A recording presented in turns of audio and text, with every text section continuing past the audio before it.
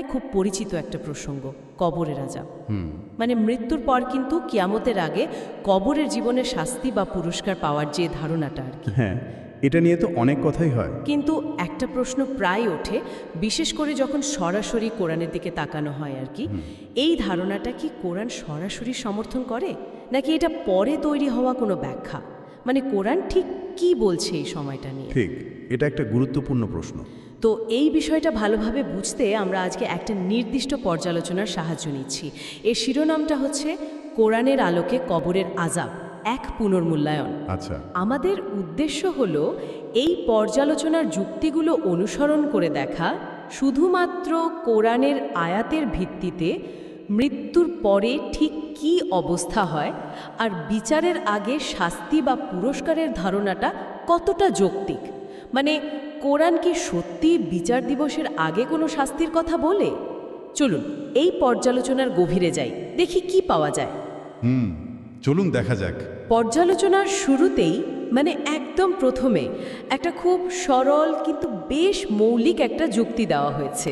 আচ্ছা, যুক্তিটা হচ্ছে, যদি বিচার দিনের আগেই মানে কবরের জীবনেই মানুষের সব ভালো মন্দের বিচার হয়ে যায়, শাস্তি বা পুরস্কার দেওয়া হয়ে যায়, তাহলে কিয়ামতের দিন যে চূড়ান্ত হিসাব নিকাশ হবে, মানে ইয়াউমুল হিসাব, সেটার আর দরকারটা কি বা তার মূল গুরুত্বটা কোথায় থাকে? এটা কিন্তু ভাবনার বিষয়, তাই না? হ্যাঁ, একদম ঠিক বলেছেন। এটা খুবই মৌলিক একটা প্রশ্ন। আর এই যুক্তিটা কিন্তু গুরুত্বপূর্ণ, কারণ এটা কোরআনের যে মূল ভিত্তি, ন্যায় বিচার আর যুক্তির কাঠামো, সেটার সাথে জড়িত। কোরআন তো বারবার খুব জোর দিয়ে একটা চূড়ান্ত বিচার দিনের কথা বলে, যেখানে মানে পাই পাই করে সব হিসাব নেওয়া হবে, আর সেটার ভিত্তিতেই চিরকালের ফয়সালা হবে। হ্যাঁ, তা তো বটেই। তো সেই চূড়ান্ত দিনের আগেই যদি এই শাস্তি পুরস্কার পর্ব শুরু হয়ে যায়, তাহলে সেটা কোরআনের এই পুরো কাঠামোর সাথে কেমন যেন একটু মানে খাপ খায় না মনে হতে পারে। এই পর্যালোচনা ঠিক এই প্রশ্নটা দিয়েই শুরু করেছে। বিষয়টাকে অন্য দৃষ্টিকোণ থেকে দেখার একটা সুযোগ তৈরি হয় এতে। বেশ, তাহলে এই প্রথম যুক্তির পর পর্যালোচনাটা নিশ্চয়ই কোরআনের নির্দিষ্ট আয়াতের দিকে গেছে, কারণ আমরা জানি একটা আয়াতকে প্রায় কবরের আযাবের পক্ষে খুব শক্ত প্রমাণ হিসেবে দেখানো হয়। হ্যাঁ, সূরা গাফির বা মুমেনের ৪৬ নম্বর আয়াতটার কথা বলছেন তো? হ্যাঁ, ঠিক। আয়াতটা হলো আন্নারু ইউরাদুনা আলাইহা গুদুওয়া ওয়া আশিয়া, মানে সকাল সন্ধ্যায় তাদের আগুনের সামনে আনা হয়, আর কিয়ামতের দিন ফেরাউনের লোকদের কঠিনতম শাস্তিতে প্রবেশ করানোর কথা বলা হয়। এই আয়াতটাকে কিভাবে দেখছে পর্যালোচনাটি? হ্যাঁ, এই আয়াতটা খুবই গুরুত্বপূর্ণ, আর এটা নিয়ে প্রচুর আলোচনাও হয়। পর্যালোচনাটিতে এর একটা বেশ গভীর বিশ্লেষণ আছে, যেটা হয়তো প্রচলিত ব্যাখ্যার চেয়ে একটু অন্যরকম। ও, কিরকম? ওরা মূল জোরটা দিয়েছে আরবি শব্দ ইউরাদুনা আলাইহা এর অর্থের উপর। পর্যালোচনা বলছে ইউরাদুনা মানে হচ্ছে উপস্থিত করা, সামনে আনা বা দেখানো।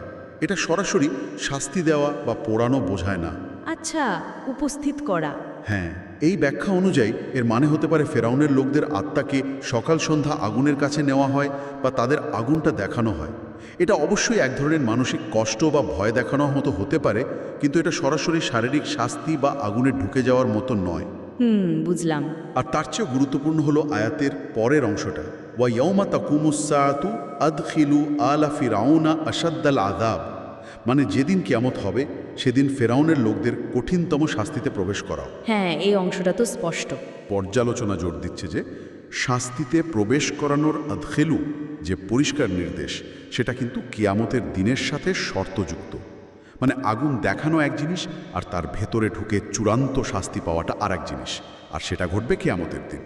ও আচ্ছা, তাহলে সময়ের একটা ব্যাপার আছে। ঠিক, এই বিশ্লেষণ অনুযায়ী আয়াতটা আসলে কিয়ামতের দিনের চূড়ান্ত শাস্তির কথাই জোর দিয়ে বলছে। তার আগের ঘটনাটা মানে আগুন দেখানোটা সেই চূড়ান্ত পরিণতির তুলনায় অন্যরকম। এটা সরাসরি কবরের শারীরিক আযাবের যে ধারণা, সেটাকে হয়তো পুরোপুরি সমর্থন করছে না। মূল শাস্তিটা কিয়ামত কেন্দ্রিক। বাহ, এই ব্যাখ্যাটা তো বেশ ইন্টারেস্টিং। মানে আগুনের সামনে আনা আর আগুনের শাস্তি দেওয়া, এই দুটোর মধ্যে পার্থক্যটা কি সত্যিই এতটা গুরুত্বপূর্ণ মনে করছে এই পর্যালোচনা? কারণ অনেকে তো ওই উপস্থিত করাটাকেও একরকম শাস্তিই ধরেন। অবশ্যই অবশ্যই, সামনে আনা বা দেখানোটাও তো ভয়ের ব্যাপার, এক ধরনের মানসিক শাস্তি তো বটেই। পর্যালোচনা সেটাও স্বীকার করছে না, কিন্তু তাদের মূল পয়েন্টটা হলো কোরআনে যখন সবচেয়ে কঠিন চূড়ান্ত শাস্তির কথা বলা হচ্ছে সেটা কিন্তু পরিষ্কারভাবে কিয়ামতের দিনের সাথেই জুড়ে দেওয়া হয়েছে, ওয়াইয়াউমা তাকুমুস সাআহ। আচ্ছা, তাই কিয়ামতের আগের এই উপস্থাপন আর কিয়ামতের দিনের প্রবেশ করানো, এই দুটোকে এক করে ফেলাটা এই পর্যালোচনার মতে আয়াতের কাঠামোর সাথে ঠিক মেলে না। তারা মনে করছে এখানে একটা ধাপ বোঝানো হয়েছে, প্রথমে দেখানো বা ভয় ধরানো, আর চূড়ান্ত শাস্তি কেবল বিচার দিনের পরে। আচ্ছা, বুঝলাম। বেশ পরিষ্কার ব্যাখ্যা। যদি সূরা গাফিরের এই আয়াতটা কিয়ামত কেন্দ্রিক হয়, তাহলে একটা প্রশ্ন তো আসেই, বলুন। যে মৃত্যুর পর থেকে সেই পুনরুত্থান পর্যন্ত যে বিরাট লম্বা সময়, সাধারণ মানুষের অবস্থাটা তখন কেমন থাকে কোরআনের দৃষ্টিতে? অন্য কোনো আয়াত কি আছে যা এই মাঝখানের সময়টা নিয়ে কিছু বলে? হ্যাঁ, অবশ্যই। এই পর্যালোচনায় আরেকটা খুব গুরুত্বপূর্ণ আয়াতের কথা বলা হয়েছে, সেটা হলো সূরা ইয়াসিনের 52 নম্বর আয়াত। সূরা ইয়াসিন। আচ্ছা, এখানে বলা হয়েছে যখন মানুষকে আবার জিন্দা করা হবে তারা বলবে, কলু ইয়া ওয়াইলানা মান বাতানা মিন মারকাদিনা, মানে হাই দুর্ভাগ আমাদের, কে আমাদের নিদ্রার জায়গা মারকাদিনা থেকে জাগিয়ে তুলল। নিদ্রার জায়গা বা মারকাদ? হ্যাঁ, ঠিক, মারকাদ। মারকাদের মানে হলো শোবার জায়গা, বিশ্রামের জায়গা, বা সহজ কথায় ঘুমের জায়গা। এই পর্যালোচনা অনুযায়ী এই শব্দটা খুব গুরুত্বপূর্ণ। কিভাবে? এটা ইঙ্গিত দেয় যে মৃত্যু থেকে কিয়ামত পর্যন্ত মানুষ যেন একটা গভীর ঘুমে অচেতন অবস্থায় থাকে। তাদের যখন ওঠানো হবে তাদের প্রথম কথাই হবে, কি আমাদের ঘুমের জায়গা থেকে জাগালো। এটা থেকেই বোঝা যায় মাঝের সময়টা তারা টেরই পায়নি। মানে হাজার হাজার বছর পার হয়ে গেলেও? হ্যাঁ, তাদের কাছে মনে হবে যেন এইমাত্র ঘুম থেকে উঠল। দেখুন, এই আয়াতে কিন্তু কোনো শাস্তি বা পুরস্কারের কথা নেই, বরং আছে একটা অচেতন অবস্থা থেকে জেগে ওঠার অবাক হওয়াটা। বাহ, নিদ্রার স্থান থেকে জেগে ওঠা, এটা তো কবরের শাস্তির যে প্রচলিত ধারণা তার সাথে বেশ বড় একটা পার্থক্য তৈরি করে দেয়। ঠিক। তাহলে কি এই পর্যালোচনা বলছে যে মৃত্যু আর কিয়ামতের মাঝের পুরো সময়টাই মানুষ একরকম ঘুমিয়ে কাটাবে, কোনো ফিলিংস থাকবে না? এই পর্যালোচনার যুক্তি অনুযায়ী মোটের উপর হ্যাঁ। সূরা ইয়াসিনের এই আয়াত এবং কোরআনের অন্যান্য বর্ণনার সাথে মিলিয়ে তারা এই রকম একটা সিদ্ধান্তে এসেছে। কোরআন এই সময়টাকে মূলত একটা অপেক্ষা বা অচেতনতার কাল হিসেবেই দেখাচ্ছে, যেখানে আত্মা সরাসরি কোনো শাস্তি বা পুরস্কার পাচ্ছে এমনটা বলা হচ্ছে না। আচ্ছা, মূল ঘটনা প্রবাহ শুরু হবে কিয়ামতের দিন পুনরুত্থানের মাধ্যমে। এই ঘুম বা বিশ্রামের ধারণাটা কোরআনের চূড়ান্ত বিচার দিবসের উপরই সব মনোযোগ নিয়ে আসে। কিন্তু কোরআনের কিছু আয়াতে আবার আগের শাস্তি বা কাছের শাস্তির কথা বলা হয়েছে না? যেমন সূরা আত-তুরের 47 নম্বর আয়াত, ওয়া ইন্না লিল্লাযীনা যালামু আযাবান দুনা যালিক, মানে যারা জুলুম করেছে তাদের জন্য এর পরকালের শাস্তির আগেও একটা শাস্তি আছে। অনেকে তো এই আগের শাস্তিটাকেই কবরের আযাব বলেন। হ্যাঁ, এই আয়াতটার কথাও পর্যালোচনায় এসেছে। এটা নিয়ে কি বলছে তারা? এর ব্যাখ্যা কি? দেখুন, এর ব্যাখ্যার জন্য কোরআনেরই অন্য একটা আয়াতের সাহায্য নেওয়া হয়েছে, যেটা এই আগের শাস্তি বা কাছের শাস্তির ব্যাপারটা আরও পরিষ্কার করে দেয়। সেটা হলো সূরা আস-সাজদার 21 নম্বর আয়াত। সূরা সাজদা 21, কি বলা আছে ওখানে? আয়াতটা হলো, ওয়ালানুযীকান্নাহুম মিনাল আযাবিল আদনা দুনাল আযাবিল আকবার লাআল্লাহুম ইয়ারজিউন, মানে আমরা অবশ্যই তাদের বড় শাস্তির আল আযাব আল আকবার পরকালের শাস্তি, আগের কাছের শাস্তির আল আযাব আল আদনা স্বাদ আস্বাদন করাবো, যাতে তারা সঠিক পথে ফিরে আসে। ও আচ্ছা, কাছের শাস্তি আর বড় শাস্তি। হ্যাঁ, এই পর্যালোচনা এখানে কয়েকটা জিনিস খুব গুরুত্বপূর্ণ হিসেবে দেখা হয়েছে। প্রথমত, দুই ধরনের শাস্তির কথাই স্পষ্ট। বড় শাস্তি মানে পরকালের, আর কাছের শাস্তি বা ছোট শাস্তি। পর্যালোচনা বলছে এই কাছের শাস্তি বা সূরা তুরের ওই আগের শাস্তি বলতে আসলে এই দুনিয়ার জীবনে আসা দুঃখ কষ্ট, বিপদ আপদ, পরাজয়, অপমান, অসুখ বিসুখ, প্রাকৃতিক দুর্যোগ, এগুলোকেই বোঝানো হয়েছে। মানে যা আমরা বেঁচে থাকতেই দেখি বা ভোগ করি। ঠিক, এগুলো সবই মানুষ মৃত্যুর আগে জীবিত অবস্থাতেই পায়। দ্বিতীয়ত, এবং এটা খুব খুব জরুরি একটা পয়েন্ট, সূরা সাজদার আয়াতের শেষ অংশটা, লাআল্লাহুম ইয়ারজিউন, যাতে তারা ফিরে আসে। ফিরে আসে কোথায়? মানে নিজেদের ভুল বুঝতে পেরে অনুতপ্ত হয়ে তওবা করে আল্লাহর পথে ফিরে আসে। আর এই ফিরে আসা বা তওবা করা কখন সম্ভব? জীবিত অবস্থায়। একদম, মানুষ বেঁচে থাকলেই তো তার সুযোগ থাকে নিজেকে শুধরানোর, তাই না? মৃত্যুর পরে কবরে চলে গেলে তো আর ফিরে এসে নিজেকে বদলানোর সুযোগ থাকে না। তাহলে মানে এই পর্যালোচনা অনুযায়ী এই কাছের শাস্তি বা আগের শাস্তি আসলে জীবিতদের জন্য একটা ওয়ার্নিং বা শোধরানোর সুযোগ, মৃত্যুর পরের কোনো ঘটনা নয়। ঠিক ধরেছি। এই বিশ্লেষণ অনুযায়ী সূরা তুর বা সূরা সাজদাতে যে শাস্তির কথা আছে তা দুনিয়ার জীবনের অংশ। উদ্দেশ্য হলো মানুষকে একটা ধাক্কা দেওয়া, জাগানো, যাতে তারা পরকালের সেই আসল আর ভয়ানক শাস্তির মুখোমুখি হওয়ার আগেই নিজেদের শুধরে নিতে পারে। তাই এই আরাতগুলোকেও কবরের আযাবের প্রমাণ হিসেবে ব্যবহার করা এই পর্যালোচনার যুক্তিতে ঠিক নয়। তাহলে এই পুরো আলোচনা আর এই পর্যালোচনার ভিত্তিতে যদি আমরা একটা সামারি করি, কোরআনের বর্ণনা অনুযায়ী জীবন থেকে শেষ পর্যন্ত মানুষের যাত্রাপথটা কেমন দাঁড়াচ্ছে, মানে ধাপগুলো কি কি? এই পর্যালোচনার বিশ্লেষণ অনুযায়ী কোরআনে বর্ণিত ধাপগুলো বেশ পরিষ্কার আর ধারাবাহিক। এক হচ্ছে জীবন, এই দুনিয়ার জীবন যেখানে আমরা কাজ করি। 2 মৃত্যু, জীবনের শেষ। তারপর 3 বারজাখ, মানে অন্তর্বর্তীকালীন অবস্থা, মৃত্যুর পর থেকে কিয়ামত পর্যন্ত সময়টা। এই পর্যালোচনা অনুযায়ী কোরআন এটাকে সরাসরি শাস্তি বা সুখের জায়গা না বলে বরং মারকাত বা ঘুমের জায়গা হিসেবে ইঙ্গিত দিচ্ছে, যেমনটা সূরা ইয়াসিনে দেখলাম। তো এটা এক ধরনের অচেতন বা অপেক্ষার অবস্থা।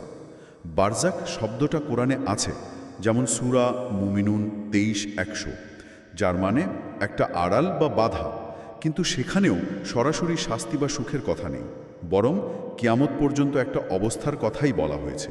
আচ্ছা, বারজাক মানে একটা অপেক্ষার সময়। হ্যাঁ, এই ব্যাখ্যা অনুযায়ী। তারপর 4 নম্বর ধাপ হলো কিয়ামত ও বিচার দিবস, মানে ইয়াউমুল হিসাব। সবাইকে আবার জিন্দা করা হবে, সব কাজের পুঙ্খানুপুঙ্খ হিসাব নেওয়া হবে। আর সবশেষে 5 চূড়ান্ত ফলাফল, বিচারের রায়ের ভিত্তিতে চিরকালের ঠিকানা জান্নাত বা জাহান্নাম। এই পর্যালোচনায় মূলত এটাই দেখানো হয়েছে যে কোরআন বেশ সঙ্গতি রেখেই মৃত্যুর পরের অবস্থা বোঝাতে ঘুম, বিশ্রাম, জেগে ওঠা, আবার ওঠানো এই ধরনের ধারণা ব্যবহার করেছে। এ থেকে এই ব্যাখ্যায় আসা যায় যে আত্মা মৃত্যুর পর একটা অপেক্ষারত, সম্ভবত অচেতন অবস্থায় থাকে। কিয়ামতের আগে কোনো সক্রিয় শাস্তি বা পুরস্কার পাওয়ার পরিষ্কার আর সরাসরি বিবরণ কোরআনে নেই, অন্তত এই নির্দিষ্ট পর্যালোচনার ব্যাখ্যা অনুযায়ী। কোরআনের মূল ফোকাসটা সবসময় ওই মহান বিচার দিবসের উপর, যেদিন সব প্রকাশ পাবে আর চূড়ান্ত ন্যায় বিচার হবে। এই আলোচনাটা সত্যি খুব চিন্তার খোরাক যোগায়। তাহলে আজকের আলোচনা থেকে যা দেখলাম তা হলো, আমরা যে পর্যালোচনাটা নিয়ে কথা বললাম তার বিশ্লেষণ অনুযায়ী কোরআনের আয়াতগুলো মিলিয়ে দেখলে কবরের আযাবের যে প্রচলিত ধারণা সেটা হয়তো সরাসরি আর দ্ব্যর্থহীনভাবে প্রমাণ হয় না। তাদের যুক্তিটা সেদিকেই, বরং মৃত্যুর পর থেকে কিয়ামত পর্যন্ত সময়টাকে এই ব্যাখ্যায় একরকম ঘুম বা অচেতন বিশ্রামের মতো দেখা হয়েছে। তাহলে এর মূল মেসেজটা কি? এই বিশ্লেষণ অনুযায়ী আমাদের সব মনোযোগ, ভয় বা প্রস্তুতি আসলে ওই চূড়ান্ত বিচার দিনের জন্যই হওয়া উচিত, তাই কি? হ্যাঁ, এই পর্যালোচনার মূল নির্যাস বা শেষ কথাটা এটাই। কোরআনের মূল বার্তা হলো আসল এবং চূড়ান্ত হিসাব, প্রতিদান ও শাস্তি সব হবে কিয়ামতের দিন। সেদিন প্রত্যেককে তার কাজ অনুযায়ী পুরো আর ন্যায্য প্রতিদান বা শাস্তি দেয়া হবে। কোরআন তো বারবার আমাদের সেই দিনের ভয়াবহতা আর চূড়ান্ত পরিণতির কথা মনে করিয়ে দেয়। সেদিন কেউ কারো কোনো কাজে আসবে না, কোনো সুপারিশ চলবে না আল্লাহর অনুমতি ছাড়া। তাই এই দুনিয়ার জীবনে আমরা যে কাজগুলো করছি, আমাদের প্রত্যেকটা কাজ, প্রত্যেকটা চিন্তা, সেটার উপরই সবচেয়ে বেশি গুরুত্ব দেওয়া দরকার, কারণ এরই ভিত্তিতে আমাদের চিরকালের ভাগ্য ঠিক হবে। এই পর্যালোচনা প্রকারান্তরে সেদিকেই মনোযোগ টানতে চাইছে। এটা সত্যি খুব গুরুত্বপূর্ণ একটা দৃষ্টিকোণ।